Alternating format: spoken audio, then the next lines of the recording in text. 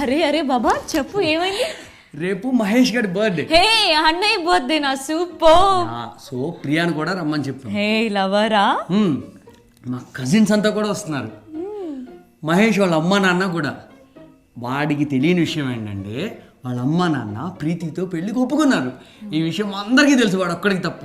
రేపు నైట్ 12 o'clockకి మనందరం కలిసి వాడికి ఫ్లవర్ బొకే కేక్ అన్నీ తీసుకెళ్ళి ఈ విషయం చెప్పి సర్ప్రైజ్ చేస్తున్నాం.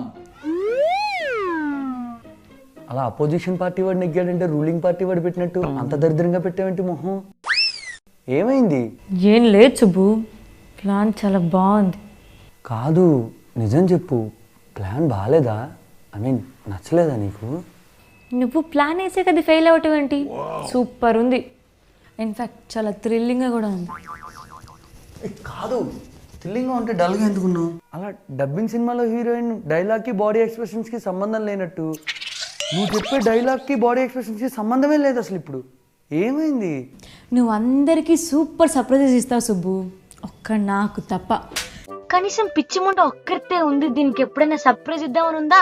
అసలు ఆలోచనే రాదు. అందుకే కొంచెం బాధగా ఉంది. నేనేదో చెప్తే ఇదేదో చెప్తుందేంట్రా బాబు.